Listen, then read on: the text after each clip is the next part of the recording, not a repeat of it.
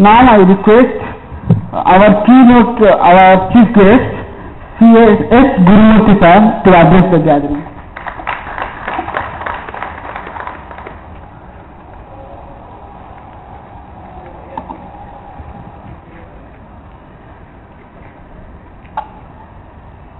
My dear friend, colleague in the profession, and the president of this institution, YMIA, Mr. Narayan Swami, and Mr. B.S. Raghavan, who made me feel so humble before all of you.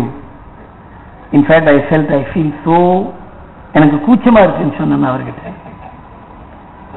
fact, sometimes I feel the introduction of the person must be over before he arrives before the audience. But I must live up to his glorification of me. I felt that is of a tall order. Leaving aside these personal and sentimental references, I was extremely happy when Mr. G. Narayan Swami called me after reading my article in the Indian Express on the 12th, on the birthday of Swami Vivekananda.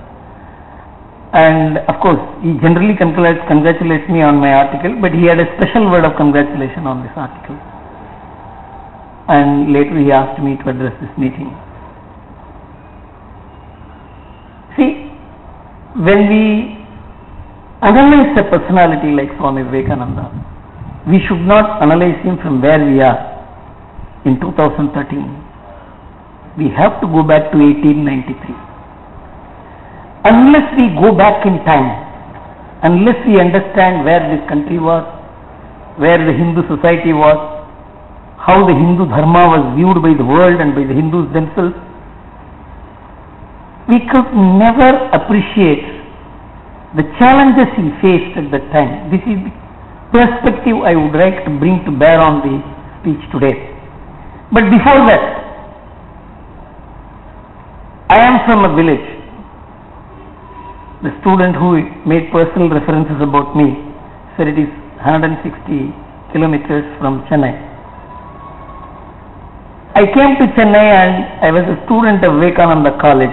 My understanding about the country, my understanding about education, my understanding about the world, my understanding about the very base of India, namely the Hindu Dharma. All this I was exposed to only in Vivekananda College. When I came here, I could not understand one sentence of English because I read my course, all my subjects except English, only in English. And English also, we used to write it in Tamil script and mug it up and then write it with great difficulty in the examination. And I am talking about 1964 SSLC examination. You can understand the decline in standards today. So I was flabbergasted when I was exposed to this city atmosphere, people speaking in English, delivering lectures in English, students, co-students speaking in English. But one Swamiji warned me. He said, don't be afraid. Don't be afraid of English. And in 3 months he made me not only understand English but speak English, understand English, that finally I could score rank in the CA examination. So the credit goes not to me, but to that institution who gave me that kind of courage, self-confidence. And the way they owned a boy from a village. I didn't have the money to pay the fees. I had to take a loan scholarship to pay the fees. You know, in those days, for a poor student to get college education was an extremely difficult affair. But these great men, trained in the tradition of Swami Vivekananda, the way they made it easy and comfortable for people who are so lowly placed and to transport them to the comfortable areas of understanding. So when I think of Swami Vivekananda and Vivekananda College and the tradition of Swami Vivekananda, which imparted to me the higher values of life besides knowledge. So I am going to talk about my experiences of this great tradition which has rebuilt India.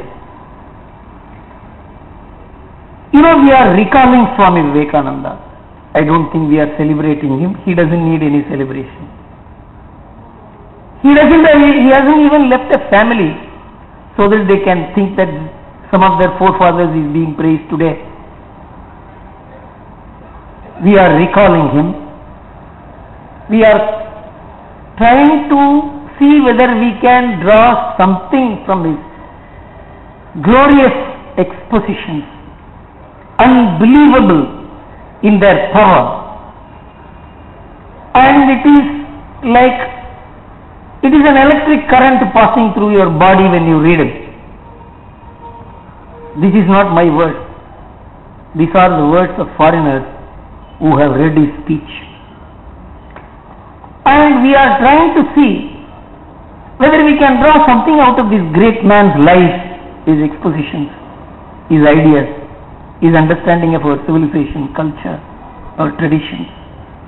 We praise Swami Vivekananda, but do we really try to go in depth about what he really meant about our culture, our tradition, our country? That is where I think we have to transport ourselves, go back in time, to understand what was the challenge he was facing. You see, he had no predecessor. He had a guru, and the guru gave him his entire tapasya and told him, today I have become a beggar, I have given everything to you. I am nobody today. All my powers are vested in you. A secular mind cannot understand the spiritual transformation that occurs. To understand Swami Vivekananda and Ramakrishna tradition and what made Vivekananda, it requires a spiritual inquiry. It requires a spiritual expedition. One can't understand him through literature. So we have got to have this profoundness. We have to develop this profoundness in us to understand what Swami Vivekananda did to this country. Now let us go back in time. This young man travels aimlessly. He starts in January 1892. He just starts traveling. 91. He starts traveling. Goes from place to place. Meets people. Meets kings, meets professors, social leaders, religious leaders. He doesn't get any idea as to where we are standing. In one of the conversations he picks in Junagadh, the Diwan told him, Swamiji, this country can never be activated. It is steeped in tamas. You got to go abroad. You got to market this great civilization, its culture, its tradition, its spirituality abroad. If you activate the opinion abroad, then this country will be activated. Otherwise, this country is dead. This was also working in his mind. And then he goes to Kanyakumari, where he swims across and sits on the rock, and he said, a great idea has struck me. That is how he decided to go to the Parliament of Religions. But he doesn't know that he needs an invitation to go there. He has to be a delegate to address. He doesn't know the procedures. So he lands there and he finds that he cannot even get admission into the hall, much less to be a speaker to represent this civilization, this culture, this dharma, our religion. And he gives up. It's not possible hereafter. And then he meets a Harvard professor of Greek studies, ancient studies, by name Professor John Henry Wright. And in a 15-minute conversation, that professor is shaken. Then Swami says, I came for this purpose, but I think I cannot attend this. He said, Swamiji, why? He said, they are asking for my credentials to appear before the audience and to speak. He said, Swami, to ask for credentials from you is to ask the sun to get the right to shine. This is the word John Henry Wright used. See the great people there. Most important thing is not that somebody absolutely addressless with no money. A beggar virtually. But a man of such profound knowledge. See the evaluation of knowledge which the American society could bring to bear upon itself. And Henry wrote a letter. I will read out that letter to you. Read out that part of that letter to you. It's an amazing letter. He writes to the organizers of the World Religious Conference, here is a man who is more learned than all the professors of America put together. This is what got Swamiji the right to appear and address this audience on behalf of our Dharma. He had no institution. Here people had gone from Brahma Samaj, they had gone from Theosophical Society, they were all housed in big hotels, they were the representatives of our Dharma. This man took a train and he addressed only one meeting in his whole life. That was in New York. It came as a small 2-line news item in New York Times, which has been unearthed very recently. And he caught a train, went there. He didn't know what to do. He went and sat in front of a house. He was so tired. He had no food. He had no sleep. And one Mrs. Hall, she looked at him, came out of the house and saw this bright young man, so tired. She asked him what. He said, I have come here with this letter and I am told I will get admission into the World Parliament of Religion. I have come. They don't know anything about your culture or religion. They must have hardly heard of your country. And she took him inside and she became the first protector of him. And that is how he went into the hall where this great event was taking place. And in the previous night he didn't know what to talk. He was not a speaker. He was not known to be a speaker. He had no experience of platform speaking. Nobody arranged a meeting for him in India. People arranged a meeting for him and he came back. The man who knew everything. He knew about modern development, modern literature, modern philosophers in the West. He studied the entire depth of the Abrahamic civilization. He read the Vedas, the Upanishads. He had no experience of addressing a public meeting. The first ever meeting he addressed was a small meeting in New York. And so this young man, he was just 30. And he was asked to address. He keeps on deferring. And he remembered only Goddess Saraswati. And he ascended these 5 words which Dr. Raghavan referred, Master Raghavan referred and also other young speakers referred. It took 4 minutes for the audience to subside its clapping. These just 5 words. It was magic. They were not words.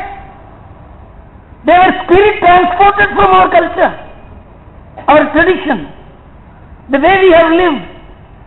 It is Adi Shankara. It is the great rishis. When he spoke about brothers and sisters, it really meant and touched them. That's the most important thing. They were not just words. You can always speak words. There are great people who have spoken words and destroyed the society also. In fact, in Srimad Bhagavatam there is a verse which says, speaking about the Lakshanas of Kali Yuga, that in Kali Yuga an orator is mistaken for a scholar. So now you know what has happened to Tamil Nadu through orators. So orators can speak, they can influence the thinking of the people, but they can't influence the conduct of the people. It is only spiritually empowered people, profound in their thoughts, soaked in religion and believing in dharma and practicing it as a penance, they can give to the power the word that touches the other person's heart. And that is why these 5 words completely swept off the audience. You see what the organizer of the conference says about this particular event as to how Swami Vivekananda, when he addressed this, these 5 words swept the audience away. The person, one of the chief person who organized this conference was one Henry Burroughs, who was a reverend of the First Presbyterian Church. The idea of the organizers was to get Christianity declared as the only true religion in the world. And he writes, you see, their idea was that it may be wrong, but they believed in it. But the man who organized the conference for this purpose, where Swami Vivekananda came and entirely gave a different picture to them, he says,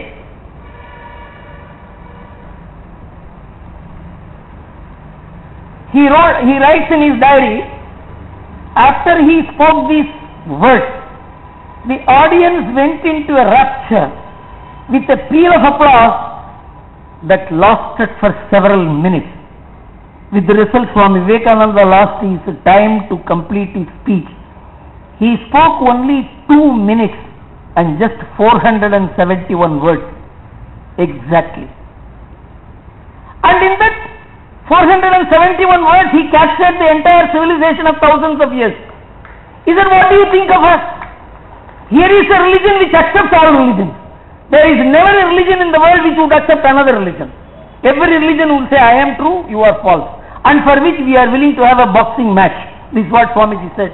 Whether your God is superior or my God is superior, let us have a boxing match. The best boxer from our side and the best boxer from your side will have a boxing match and decide whether your God is superior or my God is superior. Has been the tradition of the world for 2000 years. Swamiji said, we accept all religions. We accept all religions as true. And it is not that we theologically accept it, philosophically accept it, rationally accept it. We accept it behaviorally. And he cited 2 instances. He says we have it protected in our bosom. The remnants of the Israeli people and culture in the southern part of our country, when the Roman tyranny drove them out, demolished their temple, destroyed them and threw them to 108 countries in the world. Swamiji said this in 1893 on the 11th of September. The entire civilization was smashed to pieces. They were strewn in 108 countries in the world. In the year 1967, the Israeli consulate published a book. That book is not available, it is available on my website. You can go through in my website, www.gurumurthy.net. I have scanned it and put it on my website. In that, the Israeli consulate in India says that we were strewn and thrown in 108 countries in the world where we were killed, maimed, raped and destroyed, except in one country, that is India.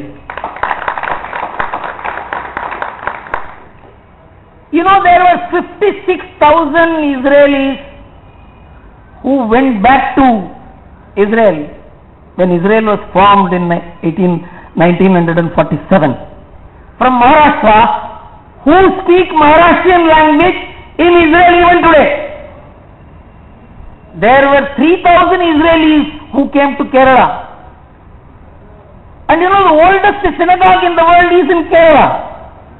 The Cochin king gave a part of his palace by the side of his temple, family temple, for them to build their synagogue, and gave them a principality to rule according to their civil law. You should not be affected by our law. You should not be affected by our religion. You should not be affected by our culture. You should protect your culture. They were given a principality to rule. These all in the book called Israelis in India. Israel in India is the title of the book.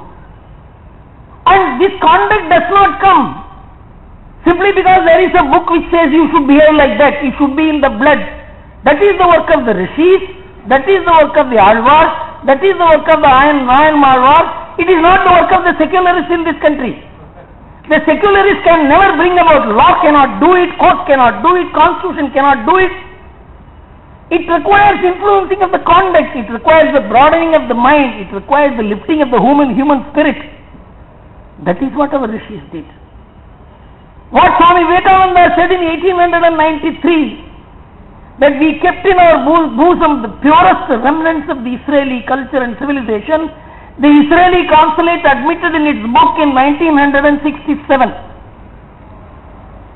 And he said one more, the entire Persian nation is finished, but we have kept in our bosom the purest remnants of the Parsis who are there even today.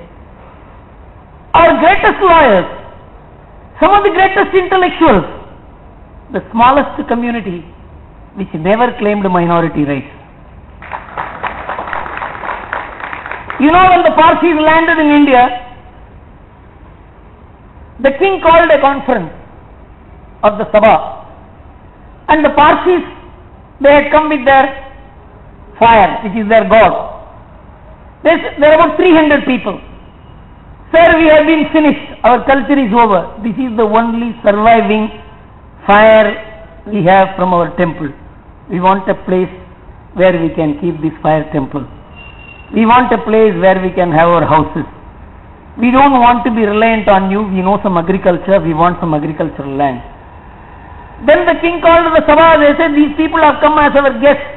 We want to house them, but they are not guests who will stay with you.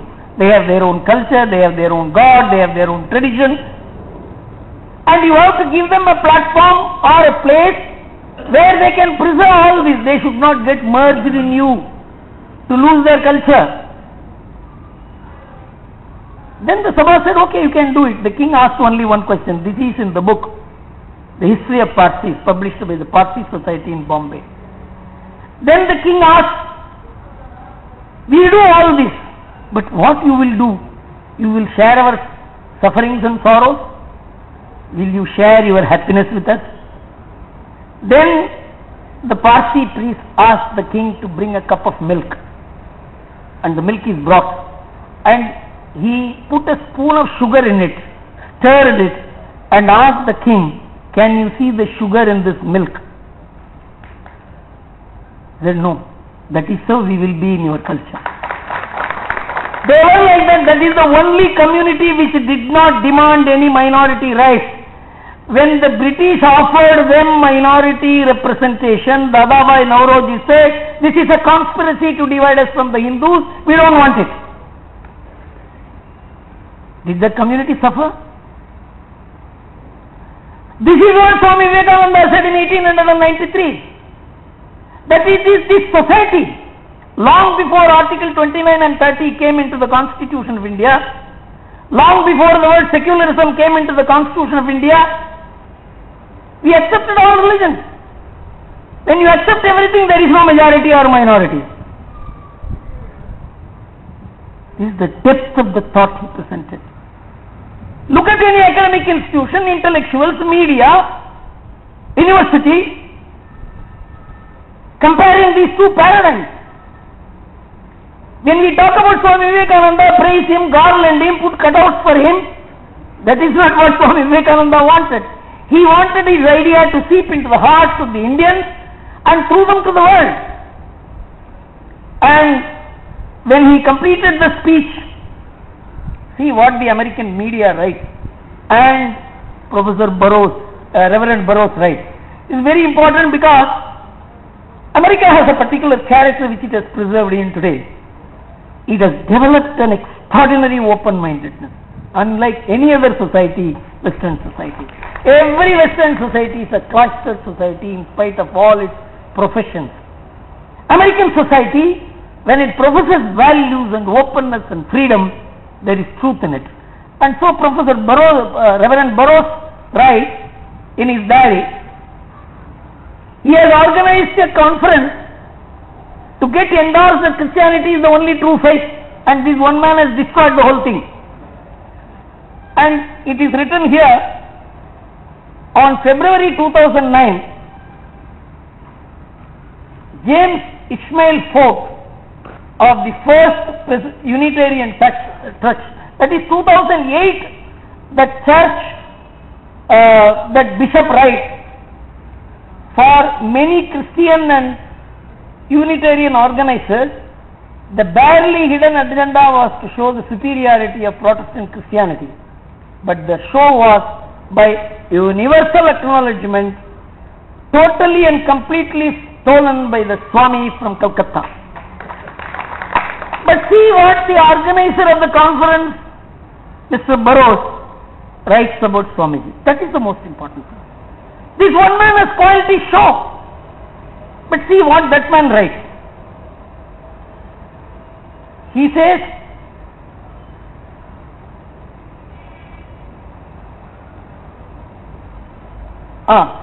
Burroughs was a believer. He explicitly was committed to superiority of Christianity as the universal faith, to the Bible as the universal book, and Jesus as the universal Savior.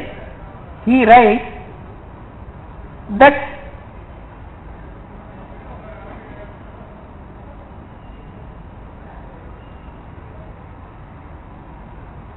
Burroughs wrote, Swami Vivekananda's three speeches admittedly drew most attention from the American public. Can you believe this? It shows Swami Vivekananda's greatness, but it also shows the greatness of Burroughs. That is the open-mindedness of the American society, which no other society in Europe has. The cloistered, closed, the colonial approach. America may have developed political ambitions later, economic ambitions later, but the original American builders who built America were great men. And it is there that it is the quintessence of their religious assessment about Swami Vivekananda was that he was the master of the show. And see what the media writes about Swamiji. The media comments about Swamiji you must go through. It's all available on the website, Swami Vivekananda.net. You must go through how the American media had looked at Swamiji. It's amazing how they viewed his language, his diction, his delivery, his meaning, the philosophy. And then the media, I am only commenting, giving two comments. Commented another. This man is heathen, said one as he came out of the hall. We send missionaries to his people. It would be more fitting that they send missionaries here. See the transformation. It's all ideas presented with the spirit behind the tradition he represented, which was built by rishis. It is not a literary performance. Swami Vivekananda's performance was not literary. He was not just an orator. I told you what the orators cannot influence adversaries like this. He can create admirers, but you can't influence the adversary. That only tapasya can do. That only penance can do. That only practice can do. So, the media in America said Vivekananda's address before the Parliament was a broad heaven above us, embracing the best of all religions as the ultimate universal religion. The capacity of the Hindu society was to assimilate other societies. That is the greatness of the Hindu society. Shakas came here, they got merged in the society as Rajputs. Huras came here, they became Jats. Can you distinguish them from our society today? That is how we assimilated people, because we accepted all gods. In fact, we are very keen to elevate any great man as God so that we need not follow him, we worship him. This is what Swamiji said. Even Swamiji, we are trying to lift him to the status of God so that you worship him and you need not have to understand him, you need not be influenced by him, your conduct need not be influenced by him. That is why we have 33 crore gods. You know, India had more gods than the number of people in the beginning of this century. 33 crore gods was more than the number of people India had at the beginning of the century. So you can understand our capacity to add to the number of gods. We can add few more gods, there is no problem. The greatness of Swamiji was to have delivered this message to the world, that we have no Murti Bheda. We have no Murti Bheda. The quintessence of Advaita is that Murti Bheda is a sin. That you distinguish God, another God from your God, and therefore distinguish the another worshipper of another God from yourself, is considered to be a sin in this country. Before Swami Vivekananda uttered this profound thought, the world and the religions and the religious scholars, philosophers, intellectuals of the world were unaware of the sweep of the Hindu philosophy. Today,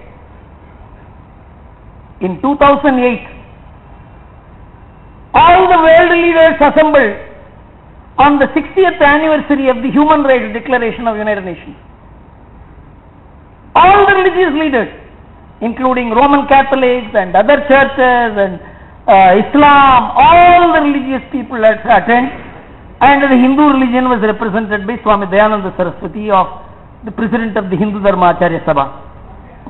What they signed for the first time is what Swamiji told on 11th of September 1893. For the first time, all the religious leaders signed that we have to respect each other's faith. Till then that was not the case. In the Millennium Declaration, Roman Catholics signed that all religions should mutually respect each other and sent a letter. Our signature was wrong, we don't believe in it. In 8 years it changed. Do you know why? Because of 9/11/2001. A transformation. The same date, 108 years before, Swamiji tells them, this whole world has been swept by violence, bloodshed. Millions and millions of people have died in the name of God. Whether your God is right or my God is right, all gods are right, believe it. That is the only way to get out of it. Anyone who says in his speech on the 27th of September, which is the last speech before the World Parliament of Religions, Swamiji says that anyone who says that my faith is true, my God is true, your God is not, he is living in the world of his own. He doesn't live in the world with others. And in 2008, all the religious leaders joined together and made 4 declarations. 1. All religions should be respected, and no religious symbol of another religion should be disrespected. And everyone has the right to be in his own faith. Right to be in the faith in which you are born is a fundamental right. And no one should be converted by force. For the first time the church accepted the word inducement. Nobody should be converted by inducement. This is what Swamiji told them in 1893. That you can't make use of poverty for conversion. You can't make use of illiteracy for conversion. All that Swamiji said, 108 years later, why 108 years? It is in 2008. 115 years later, the world accepted it, world religious leaders accepted it. This is the vision. That's why he is a seer. That is why he is a drishta. It is not only in that sense. I told you that if we have as a Swami Vivekananda, we have to go back to 1893. Not only as a man who struggled to get entry into the World Parliament of Religion to talk about the most profound truth which has been experimented in this country. This country has been the laboratory of that experiment. And to talk about that, he didn't have entry pass. He struggled. God gave him the way to enter. And some great men were there to bring about that entry. And after nobody cared for Swami Vivekananda. He was a beggar on the road. The moment he delivered this speech, the entire American elites, intellectuals, rich men, they surrounded him. Swami, you must come to my house. You must come and address us. And see how that man behaved. He doesn't make any difference between a normal man and a Rockefeller. You know, Rockefeller was the richest person in America at that time. He came and met Swami. Swamiji nodded his head. Everybody introduced him as he's the richest man, the most powerful man. Swami said, okay. He didn't take notice of him. And then he told him things which Rockefeller only knew about himself. He was shocked. And he told him, why are you accumulating money like this? Why don't you share it with the poor people of your own country? Till then, Rockefeller had not given $1 donation to anyone. The next day he came and he gave a fat check to Swami. Swamiji took the check and put it there. Rockefeller was shocked. He said, you are not even thanking me. Mr. Rockefeller, you don't know. I am coming from a country where the giver thanks the receiver. You know, in this country, the latest tradition that I am donating, you have to receive it with thanks, is an import from the West. It has never been the tradition of India. You always feed people, touch their feet. You give donation to somebody humbly, that one hand should not know what the other hand is doing. I am recalling what Swami Anchi Mahaswami once was telling somebody. Dharma is of various kinds. Somebody who puts his name on the tube light which he gives to the temple is also doing dharma. Somebody who donates money and says, please don't put my name, that is also dharma. Somebody who donates and forgets it, that is the most superior dharma. These thoughts are inhered in this society. And you know, these are not old thoughts. One Priyas, an NGO has made a study. You can go into the website and get Priyas 2002 study, which was made at the instance of the Planning Commission of India. They made a survey of 100,000 households in this country and found 87% of the households with income less than 8,000 rupees per month, they donate for various causes, 8,000 rupees and less per month, 87% of the households. 2/3 of the Indian households share money, no ATG, no question of some donor being praised. They do it because they think it is the right thing to do, it is the good thing to do, that it will get them a spiritual elevation. They are not going to give a certificate that so-and-so has donated. This is there, and the Priya study says that this idea is shared in this country. Now the donation somebody is giving, you have functions to celebrate him.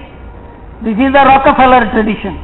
This is what Swamiji told him, that in our country the giver thanks the receiver. You know about Subramanya Bharati, about which a reference was made. He used to take money from his chettiar, house owner. He used to tell him, chettiare kaiye neetu. Chettiar ipdi kaiye neetu. Bharatiyar ipdi eduthu param panatha. He will not take the money like this. You can understand what kind of values this country.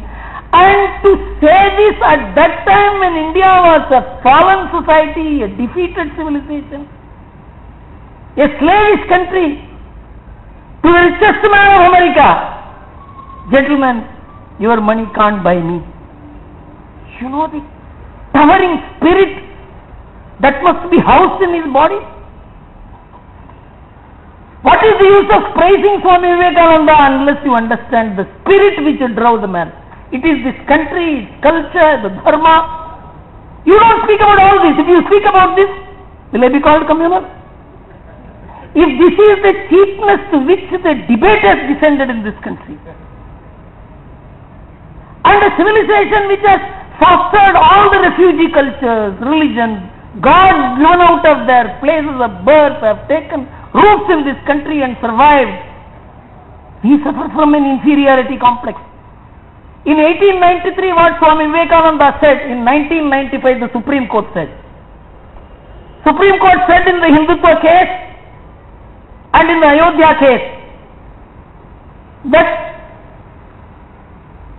Hinduism is the only religion which not only accepts other faiths but celebrates other faiths. And without Hinduism there is no secularism in India. Imagine this country becomes 70% Muslim majority. There will be secularism in this country? So we must understand, unless we go into the raw nerve of the thought that Swami Vivekananda presented and draw it for the present situation. And this is not the thought which is essential for India, this is the thought which is essential for the world today.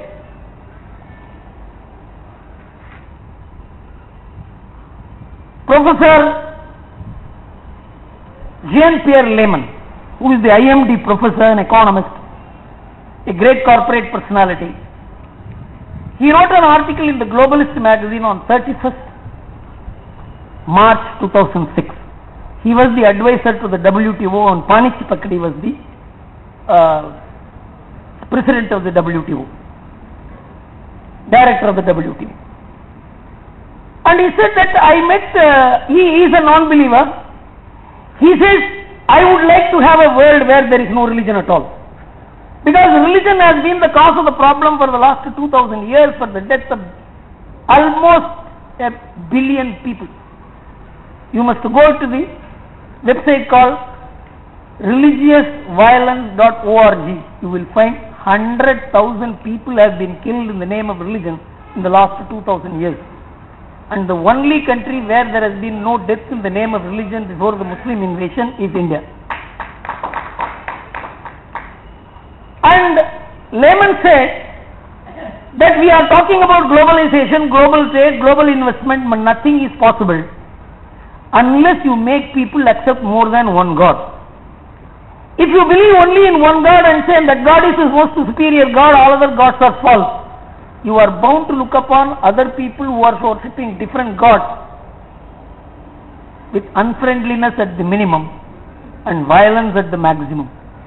And there is only one society in the world, one thought system in the world which says you can worship any god in any form, and they are themselves actually worshipping. For example, in my village, we used to go to the Yellai Kali temple, and to the Yellai Kali temple we used to offer plantain, we used to offer all benign things at 4 o'clock.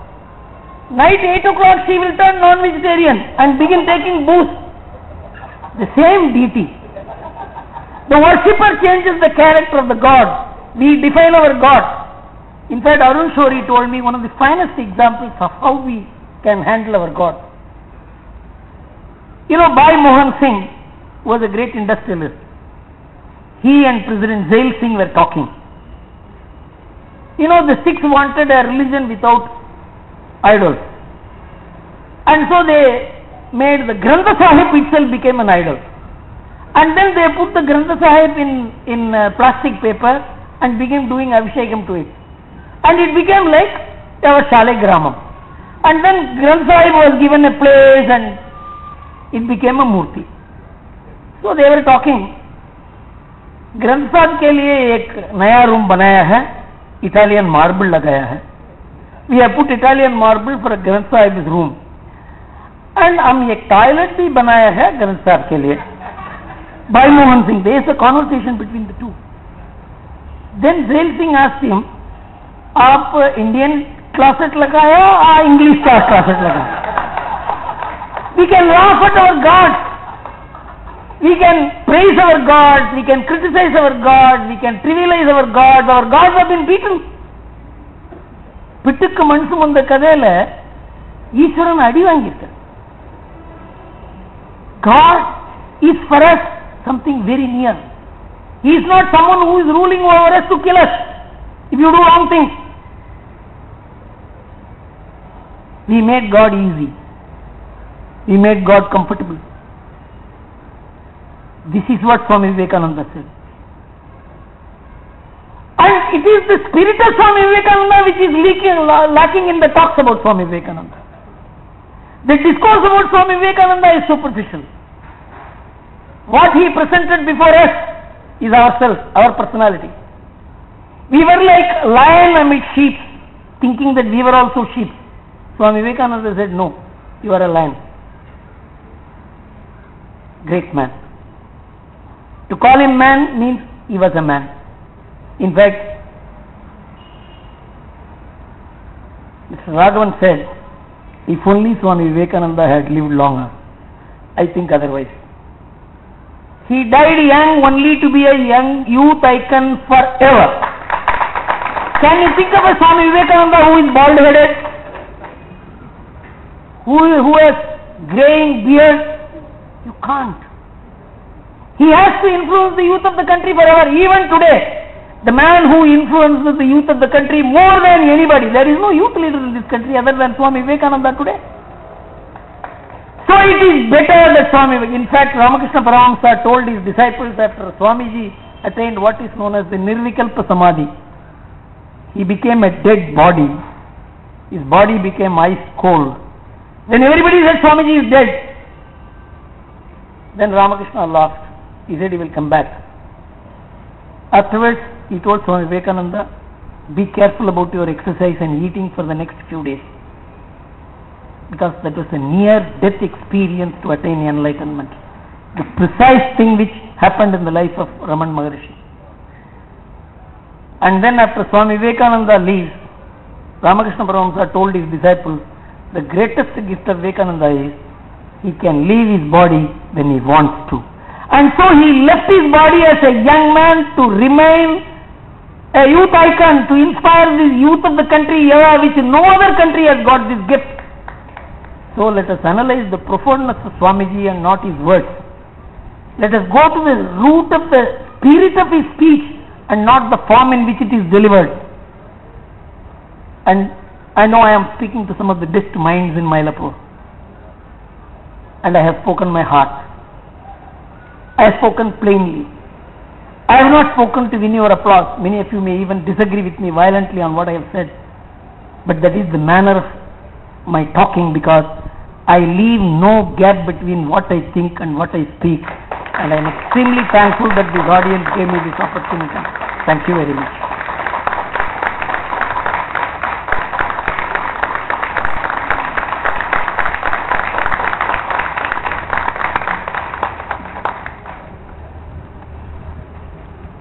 Thanks a lot, sir.